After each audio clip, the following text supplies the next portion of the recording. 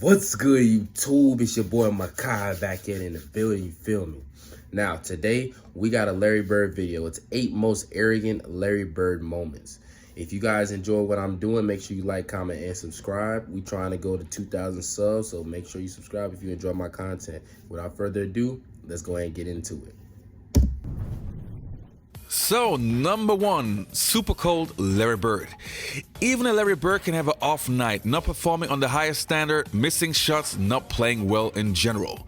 But where other players would stop to shoot, Larry Bird has a different kind of approach. We're playing Phoenix and we're way ahead, okay? When we're down in the old Saddle Dome that they had outside. Right. And Larry, you know, we're playing good as a team. Larry has the worst fourth quarter known to man. I mean, he's throwing the ball to the other team. I'm like, good Lord, we had like a 15-point lead. Next thing you know, we're down 2.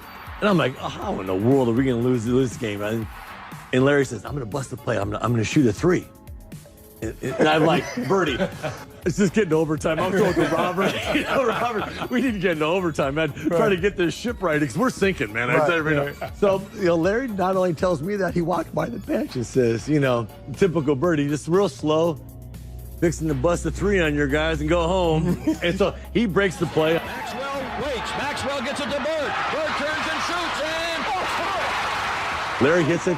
He looks at the bench and goes, told you so. That was Birdie. And just, he had the confidence, man. That dude had so much confidence. He talked to the coaches. He talked to everybody. He was talking trash all the time, man. But Number 2, ball in the butt. You would think that great players would be afraid of trash talking other great players. You know, you don't want to get them heated up and stuff. Well, not Larry Bird. You guys remember Brett Doherty, one of the best centers of the 1980s, playing for the Cleveland Cavaliers? Well, he had a pretty interesting story to say. Brad Doherty told me this story when he was like second year in the league and they were in the playoffs against the Celtics. Down 1, Larry Bird catches the ball in the deep corner and he steps back for a 3. And before he takes the 3, he's like, oh wow, he's going for the win. He's not going for the tie. And so Brad Doherty runs out and he head fakes him. And as he head fakes him, now it's 3-2. He hits him. What the heck? I know this is off topic, but what's up with Kenny Smith's hair? With the ball, and then he shoots it at the buzzer.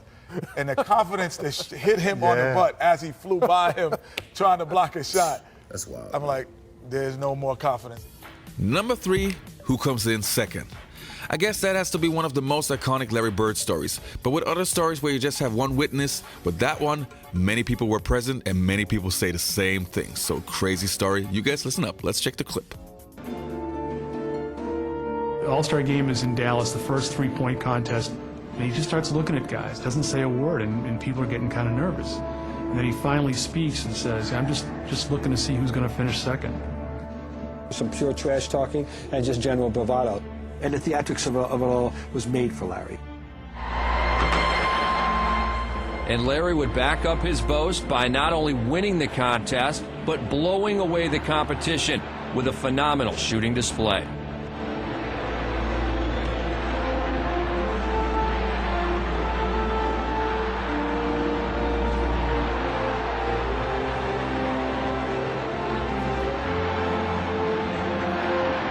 Let me know if you guys want me to watch like All-Star Weekend moments. And we can start with Larry Bird's 3-point contest, but I also want to get into like the dunk contest and stuff. Let me know if y'all want to see that. That chick's had my name on it for a week now, and I knew I was going to win this thing. I've been practicing, and my teammates said I wasn't going to win it, but I came back and lucked out, really. By the way, the following season, he won the contest again, and he didn't even... He knew exactly what the score was. He knew that that ball was going to win the competition for him, and it's almost like he did it in dramatic fashion just to make it more fun.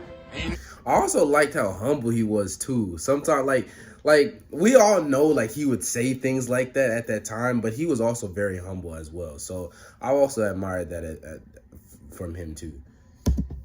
When he let it go and was headed for the winner's circle. Did you really say that? Who's playing for second?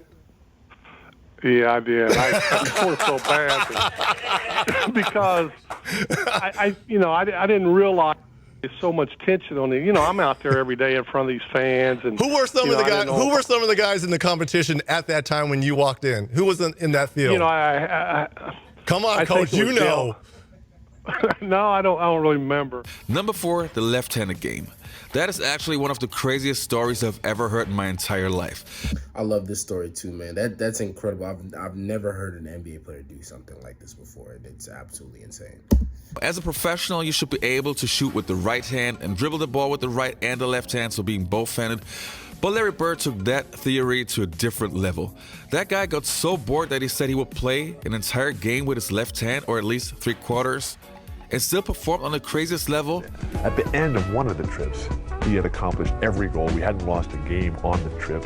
And Larry told all of us players, and the media too, we were all standing around waiting to leave. He said, tomorrow night's the last game of the trip.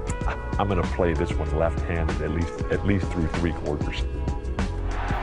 Yeah, I was going to say, like, he didn't play the whole game with the left hand, but I know that he definitely played most of the game with it, so.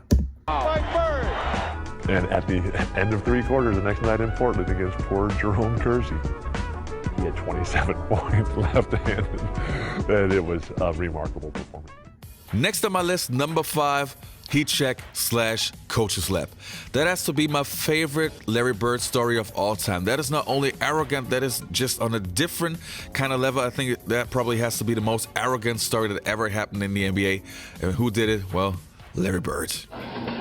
He saw Dominique, this up-and-coming player, and he just tortured him mentally that game. He tortured all of them. He was calling shots off the glass, who's next, where you want this one from, and he just made one after another. When he got to about the 55th point, you knew it was something special. Even as a player, and that usually doesn't happen, but we're down so much at the time, you had time to realize the game. And, his last shot, he said, in the trainer's lap, coming down the court, which meant it was going to be a 3 and it was going to be off of these. And then he said, who wants it? And I think Ricky Brown, I'm not for sure who it was, ran out after him. And he shot this high rainbow.